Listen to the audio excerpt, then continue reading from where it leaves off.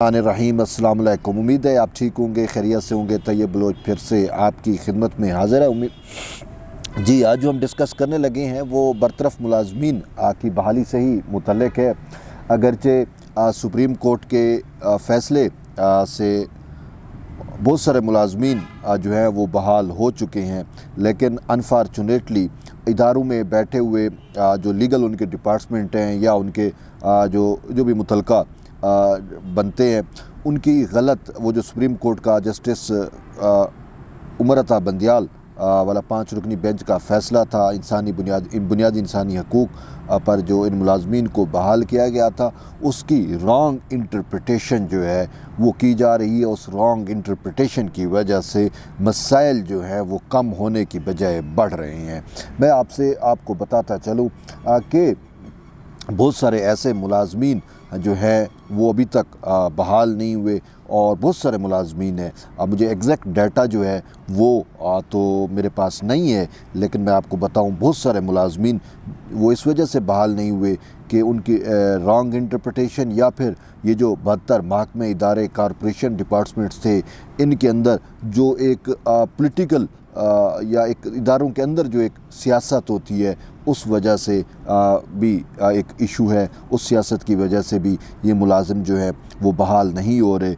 लेकिन इससे हट के जो सीनियरिटी का इशू है मुलाजमीन का, कि देखें जब इनकी इनिशियल अपॉइंटमेंट 1996 से हो रही है तो साफ ज़ाहिर है इनकी मुद्दत के मुलाजमत और इनकी तरक्कियाँ और इनके जो भी मरात और वो जो चीज़ें बनती हैं वो सारी 1996 से इनकी इनिशियल अपॉइंटमेंट से काउंट होनी है। यही आइन का भी तकाज़ा है, ये कानून का भी तकाज़ा है। लेकिन अफसोस है कि इन लोगों को, क्योंकि ये लोग गाहे बगाए सियासी इंतकाम का निशाना बनते रहे और उस सियासी इंतकाम के निशान की वजह से कभी ये बेचारे नौकरियों पे वापस आ जाते, कभी इनको नौकरियों से निकाल दिया जाता। तो इस वजह से इनकी सीनियरिटी जो है वो मुतासर हुई। और जब 2010-11 में पाकिस्तान पीपल्स पार्टी की हुकूमत ने इनको बहाल किया तो फिर इनके लिए एक सीनियरिटी का इशू जो है वो बना। और फिर मैं आपको बताऊं, ये वजह भी, ये जो मुलाजमीन बरतरफ हुए जस्टिस मुशीर आलम के फ़ैसले से, वो वजह भी सीनियरिटी का इशू था कि आईबी इंटेलिजेंस बैरो के जो पहले से मौजूद लोग बैठे थे या उसके अंदर जो लोग थे वो मुख्तलिफ़ कोर्ट से हाई कोर्ट में गए, फिर सुप्रीम कोर्ट में, वो यहाँ पे आए, अदालतों में चले गए कि ये जो मुलाजिम जिनको पाकिस्तान पीपल्स पार्टी की हुकूमत ने बहाल किया है, इन मुलाजमीन की बहाली की वजह से उनकी सीनियरिटी जो है वो मुतासर हो रही है। तो यूँ ये मामला हाई कोर्ट से होता हुआ सुप्रीम कोर्ट में आया और फिर जस्टिस मुशीर आलम वाले बेंच ने चीज़ों को कैलकुलेट किए बग़ैर, इदारों को सुने बग़ैर, मुतासरा लोगों को सुने बग़ैर, अटार्नी जनरल को सुने बग़ैर अपने तौर पे हमें एक फ़ैसला दाग दिया और फ़ैसले से ये 16,000 मुलाजमीन जो हैं वो सारे के सारे मुतासर हुए। आईबी का मामला था। बहरहाल मेरा ये सब हिस्ट्री आप सब वाकिफ़ हैं, आप सफ़र कर चुके हैं इन सारे मामलात में। लेकिन मेरा मुद्दा ये है कि सीनियरिटी का इशू जो है वो बुनियाद था, वो बेस था इस पूरे मामले की। और अब सीनियरिटी का इशू जो है वो तय हो रहा है, तो वो कहाँ से या कब से होगा? 1996 से होगा। ठीक है, एस्टेब्लिशमेंट डिवीज़न की जानिब से भी एक लेटर जो है वो लिखा गया है, लेकिन अब इदारों की जानिब से मुझे कॉल आती है कि तैयब भाई हम बहाल तो हो गए हैं, हमें तनख्वाह भी मिल रही है, लेकिन जो हमारा ग्रेड बन रहा है वो ग्रेड नहीं दिया गया, हमें उल्टा तनज़ली देगी, किसी को 2 ग्रेड कम कर दिया, किसी को कितना, किसी को क्या। और फिर सीनियरिटी का इशू भी वो कह रहे हैं कि हमें कैलकुलेट ही नहीं कर रहा। अब जब से वो बहाल हुए हैं तब से वो कह रहे हैं हमें सीनियरिटी या हमारी काउंट होगी। तो उन्होंने कहा अब हमारी 5 साल 4 साल, किसी की 2 साल उम्र रह गई है तो क्या। बहरहाल जो हकीकतन है, जो कानून के तौर के ऊपर, वो इनकी सीनियरिटी 1996 होगी। और यही एस्टेब्लिशमेंट डिवीज़न ने जो है वो एक अपने लेटर के ज़रिए तमाम इदारों को पाबंद भी किया है। और इसके साथ साथ मैं आपको बताऊं कि एक और सबसे अहम इशू जो है वो ये है कि रिव्यू बोर्ड का। ठीक है, रिव्यू बोर्ड वाला मामला जो है वो लटका हुआ है। बहुत सारे इदारों में ऐसा हुआ कि रिव्यू बोर्ड वालों को उन्होंने नौकरियों पे रखना शुरू किया, लेकिन बाद में उनको भी रिस्टोर जो है या आप जिसे कहते हैं री इंस्टेट नहीं किया। निकले हुए लेटर उन्होंने वापस ले लिए और यूं अब 507 मुलाजिम है। कितना, ये फिर से 507, 8 या 10 होगा, यानी कि 500 का तो फिगर है ही। 500 मुलाजिम ऐसा है जिसको 2009, 2010, 2011 में एस्टेब्लिशमेंट डिवीज़न के अपने रिव्यू बोर्ड ने जिनको बहाल किया था। ठीक है, अब बात आपको मैं बताऊं कि ये मुलाजिम जब इनको पॉलिटिकल रिवेंज के तौर के ऊपर निकाला गया तो उस टाइम इनके ऊपर मुख्तलिफ एलिगेशन लगाए गए बग़ैर सुने, ना कोई कार्रवाई हुई, ना वो जो इंटरनल डिपार्टमेंट का एक मैटर होता है कि जब किसी को निकाला जाता है तो उसके ख़िलाफ़ जो है वो इंक्वायरी कमेटी बैठती है, वो एलिगेशंस का तज्ज़िया करती है, जायज़ा लेती है, उसके बाद वो किसी नतीजे पे पहुंचती है। अगर उसने मिसकंडक्ट की है, एब्सेंस ऑफ ड्यूटी है, कुछ भी है, तो वो इन सारी बेस के ऊपर अपनी रिकमेंडेशन देती है और यूँ इदारे का सरबराह जो है या चेयरमैन जो है या डायरेक्टर जो है वो उनको जो है इदारे से निकालता है। लेकिन ये जो लोग निकाले गए थे इनके ऊपर किसी के ऊपर एब्सेंस ऑफ ड्यूटी डाल दिया गया, किसी पे मिसकंडक्ट व्हाटएवर जो भी उनके दिल में आए और यूँ इल्ज़ामात लगा के इन लोगों को जो है वो नौकरियों से निकाल दिया गया। और फिर उसका मसला मैं आपको बताऊं कि जब ये पाकिस्तान पीपल्स पार्टी की हुकूमत इनको बहाल कर रही थी तो फिर एस्टेब्लिशमेंट डिवीज़न का एक रिव्यू बोर्ड बना और उसने, वो इतना पावरफुल था, वो कोर्ट ऑफ लॉ था, उसने तमाम मुलाजमीन से दरख्वास्तें लीं तो हज़ारों की तादाद में दरख्वास्तें आईं। उन्होंने इंडिविजुअल एक एक केस को मेरिट के ऊपर देखा और यूँ मिला के हज़ारों में से मिला के उन्होंने टोटल 500 लोग, जी 500 लोग सिर्फ बहाल हुए थे। अब 500 लोगों के ऊपर किसी पे मिसकंडक्ट था, किसी पे एब्सेंस ऑफ ड्यूटी था, किसी पे व्हाटएवर जो भी एलिगेशंस था, इन तमाम एलिगेशंस को उन्होंने मुतल्लिका इदारों को सुना, उनके सेक्रेटरियों को सुना, उनके डायरेक्टर्स को सुना, उनको नोटिस जारी किए। उसके बाद रिव्यू बोर्ड जिसकी सरबराही मीर अज़ार ख़ान खोसो कर रहे थे, उन्होंने इनके मामलात को देखने के बाद जिनकी बहाली बनती थी, जिनके ऊपर एलिगेशन झूठ थे या जिनको पॉलिटिकल रिवेंज के नतीजे में निकाला गया था, उसने उन एलिगेशन को ख़त्म करके इन मुलाजमीन को बहाल किया। यूँ हज़ारों दरख्वास्तों में से सिर्फ 500 समथिंग यानी 507 लोग जो हैं वो बहाल हुए। ठीक, अब ये लोग बहाल तो हुए और नौकरियों पे भी चले गए, लेकिन अफसोस है कि जब से जस्टिस मुशीर आलम वाला जजमेंट आया अगस्त 2021 में तो ये लोग फिर से नौकरियों से जो है हाथ धो बैठे।